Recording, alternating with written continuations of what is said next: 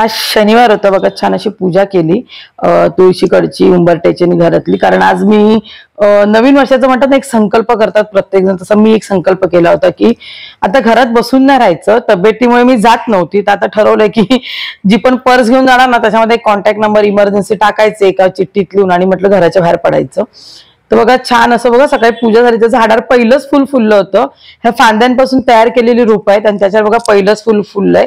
म्हटलं चला गणूसाठी काढी, आज गणूला म्हटलं आज आपल्या घरचं पहिलंच फुल मिळेल या झाडाचं. तर छान अशी पूजा केली आणि मी हा संकल्प का केला तेही सांगते. कारण गेले 2 वर्ष ना, म्हणजे कोरोना नंतरच्या काळामध्ये ना, तब्येतीला लागून आहे ना, खरंच घरात बसून बसून पण म्हणजे कंटाळा नाही, पण म्हणजे मी भित्री झाली. म्हणजे मला कुठली गोष्ट करताना तर घाबरायला, बाहेर जाताना पण नाही, मला काय होईल तर म्हणजे एक भीती. म्हणजे मी बिंदास वावरणारी, बिंदास फिरणारी मुलगी होती आणि अचानक आता म्हणजे असं झालं ना की मी घाबरट झाली आणि माझा स्वभाव नाही तो. तर मी हळी आता नवीन वर्षाचा संकल्प केला की काही झालं तरी बाहेर पडायचं. एकदम पण असं बाहेर म्हणजे कसं फिरायला नाही, पण ठीक आहे, जिथे जिथे आपल्याला काही महत्वाच्या कामांसाठी वगैरे पण मी जाताना कोणाची तरी सोबत बघत होती. तर आता म्हटलं तसं न करता एखादी चिठ्ठी वगैरे ठेवायची आपल्याजवळ की जेणेकरून त्याच्यावर कॉन्टॅक्ट नंबर असेल, म्हणजे जर इन केस इमर्जन्सी प्रवासात देव न करू काही झालं तर आपल्याला म्हटलं घरी कळेल आणि आपण एकदा ते बाहेर पडूया. तसंच म्हटलं आज बघा शनिवार होता आणि संकल्प केल्यानंतरची पहिलीच एकटीने बाहेर पडायची वेळ आली, ती पण निघते बाबांच्यासाठी. म्हणजे आज बाबांचा मोठा भंडारा आहे भांडुपला, त्याच्यासाठी निघते. कारण शिर्डीमध्ये जे म्हणतात ना मानाच्या पालख्या जातात, त्याच्यामध्ये 2 नंबर पालखीचा हा मान मंडळाला मिळालेला आहे. तर म्हटलं दरवर्षी हा भंडारा असतो. मी जवळजवळ आता मला असं 10-12 वर्षानंतर या भंडाराला जाते. म्हणजे लग्नानंतर 1-2 वेळा गेली असेल, त्याच्यानंतर मी कधी भंडाराला जाऊच नाही शकले. म्हणजे कामामुळे, कधी मुलीच्या शाळेमुळे वगैरे. आज मी जवळजवळ 10 काय 12 वर्षांनी जाते आणि भांडुपचा प्रवासही मी आज जवळजवळ मला असं 1.5-2 वर्षानंतर करते. त्याच्यामुळे खूप एक्साइट होती मी निघण्यासाठी. आणि माझ्या इकडनं कसं डायरेक्ट बस होती भांडुपला, त्याच्यामुळे सकाळी निघाली, लेकीने मला बस स्टॉप पर्यंत आणून सोडलं, बसमध्ये बसवलं आणि ती गेली तिच्या कॉलेजला आणि मी निघाली प्रवासाला. त्याच खूप म्हणतात ना, खूप वर्षानंतर बसचा प्रवास. आणि ह्या डेपोमध्ये पण, हा दिंडोशीचा डेपो, डेपोत आल्यानंतर पण म्हणतात खूप म्हणतात ना, वर्षांनी जेव्हा आपण येतो ना महिन्यानी, तेव्हा आपल्याला सगळं वेगळंच दिसत असतं. तर म्हणजे म्हणतात मोह नाही आवरलं. म्हणजे असं बस जेव्हा थांबली तर असं वाटलं आपण गावीच चाललोय, असा तो प्रवास होता. आणि पूर्वी असंच वाटायचं गावी जातो तेव्हा, पण आज जेव्हा प्रवास केला तेव्हा कळलं की बरेचसे प्रॉब्लेम्स, म्हणजे मेन म्हणजे रोडचा जो रस्त्याचा जो मेन प्रॉब्लेम होता ना, तो आधी सॉल्व्ह झाला होता. तेव्हा तो प्रवास असा कंटाळवाना नाही वाटला आज. आणि ह्या रोडवर आली ना तर अचानक ऑफिसची आठवण झाली. कारण जेव्हा आम्ही ऑफिसला जायचो ना, ते याच रोडचा वापर व्हायचा आणि ट्रॅफिक वगैरे लागायचं. तर खरंच आज खूप म्हणजे बऱ्याचशा अशा जुन्या आठवणी एकदम ताज्या झाल्या.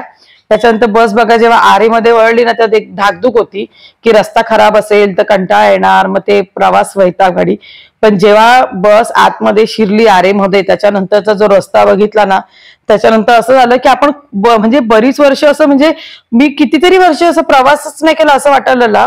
राधा मी 1.5-2 वर्षांनीच येते म्हणा, पण असं वाटलं खूप वर्षानंतर मी या रोडवर आली आहे. बरंचसं चेंजेस बघायला भेटले, बरंच काही काही वेगळं बघायला भेटलं. मग आता ठरवलं की नाही, आपण बाहेर पडलं पाहिजे, कारण का आपल्याला खरंच काही कळत नाहीये. आणि मी तर इतक्या वर्षांनी बाहेर पडल्यामुळे मला तर काही खरंच कळत नव्हतं. कारण मला सर 1-2 वर्षापूर्वी राखीला गेली असेल, त्याच्यामध्ये मध्ये असं आपलं कोणाचं काय झालं म्हणून गेली असेल, तरी मिस्टरांबरोबर ऍक्टिव्हावर किंवा ह्याच्यावर बसने खूप वर्षांनी प्रवास केला. तर या बसमध्ये बघा, बस जास्त भरलेली नव्हती आणि ते काकू बघा लोकरीचं ना काहीतरी विणत होत्या. मला तो मोह आवरला नाही व्हिडिओ करायचा. कारण जेव्हा मी ना ऑफिसला जायची ना, तेव्हा आम्ही पण असं ना बसमध्ये काही ना काहीतरी विणत बसायचो. म्हणजे एक वेळ पण निघून जायचा आणि एखादी वस्तू पण तयार व्हायची आपल्याकडनं. तर छान अशी गेली, पण खूप वर्षांनी प्रवास केल्यामुळे जरा थकायला झालं, त्यामुळे गेल्यावर जरा झोपली, आराम केला. त्याच्यानंतर आई पप्पा पण आले मग दुपारी. मग सगळे आम्ही म्हटलं चला दर्शन आताच करून घेऊया, पण खूप प्रचंड लाईन असते, अक्षरशः मेळा भरतो. कारण संपूर्ण नगर हे बंद असतं. गणेश नगर, सर्वोदय संपूर्ण म्हणजे अक्षरशः 9 जून पर्यंत हे सगळं संपूर्ण बंद असतो. जागोजागी प्रसादालयांची मोठी मोठी प्रसादालय उभारलेली असतात. पुढे बघा सगळ्या भाच्या आणि आई चालली आहे आणि मी म्हटलं चला आज आली आहे आणायचे तर आपण शूट पण करूया, थोडंफार दाखवूया की ज्या मंडळाचा शिर्डीमध्ये 2रा नंबर लागतो, ज्या पालखीचा, तिथे आपण त्या तिकडे राहतो. ही म्हटलं एक अभिमानाची गोष्ट आहे. म्हटलं चला तुमच्यावर पण थोडं शेअर करूया. तर हे तिकडची झलक आहे. देऊळ एकदम छोटं आहे. मी मला असं देवळातच आता जवळजवळ 15 वर्षांनंतर जाईन, कारण मी लग्नानंतर आय थिंक 1-2 वेळाच आली आहे त्या देवळात. त्याच्यानंतर मी आली नव्हती. माझ्यासाठी म्हणतात ना, म्हणजे सगळंच असं नवीन असं म्हणाल ना तसं होतं, कारण इतक्या वर्षानंतर आली होती, कधी येणंच व्हायचं नाही किंवा काही कारणामुळे आली तरी देवळापर्यंत जाणं होत नाही. आज असं वाटत होतं की बाबांनी स्वतःहून मला बोलवून घेतलं होतं आणि मी आली होती. त्याच्यानंतर आज बरेचसे म्हणजे म्हणतात ना, सर्वोदय नगर आणि गणेश नगर म्हणजे संपूर्ण नवजन शाळा, कारण आम्ही जेवढे पण नवजन मध्ये होतो ना, त्या 2च विभागामध्ये जास्त विद्यार्थी, त्यामुळे बरेचसे जुने मित्र मैत्रिणी, बरेचसे रिलेटिव्ह वगैरे भेटत होते. त्यामुळे खरंच खूप बरं वाटलेलं. म्हणजे असं वाटलं की मी दरवर्षी काय काय मिस करत होती, तर यंदा मला ते म्हणतात ना, जसं काय बाबांनी ते भरून काढलं की तू निघ, मी तुला सांभाळायला आहे. एक तो आत्मविश्वास होता ना, तो कुठेतरी आज निर्माण झाला होता. तर बघा सगळीकडे असे लाईन लागली होती, अक्षरशः रांगेत उभं राहून पाय दुखले होते दर्शनाच्या. पण म्हणतात ना, कधी कधी बाबांचं लक्ष आपल्यावर होतं. तर लाईनीत जेव्हा होतं ना, तर अचानक वहिनी भेटली, म्हणजे माझ्या आत्तेचा मुलगा आणि त्याची बायको, आणि तिने मला असं बसलेली बघितलं आणि म्हणतात ताई बसली का, म्हटलं पाय दुखले लाईनीत उभं राहून. तर तिच्यामुळे आम्हाला ना दर्शन पण लवकर झालं, एकदम डायरेक्ट तिने पुढे नेलं, कारण लाईनीतून आम्ही होतो पण आईचेही पाय दुखत होते. मग छान असं दर्शन वगैरे, तिच्यामुळे खरंच दर्शन छान झालं आमचं. दर्शन घेऊन आलो. त्याच्यानंतर चाळीतले जुने रहिवासी, माझे काही मित्र भेटले. त्यापुढे टोपीवाल्या ना, त्यांनी माझ्या आवाजावरनं मला बघितलं.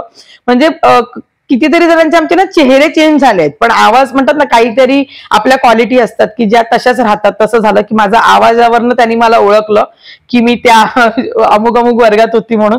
म्हणजे असे जुने आपले विद्यार्थी म्हणायचे, आपले जुने आपले सगळे भेटत होते ना, खरंच खूप बरं वाटलं. म्हणजे आज असं वाटलं की बाबांनी खरंच यासाठी मला बोलवून घेतलं की काय.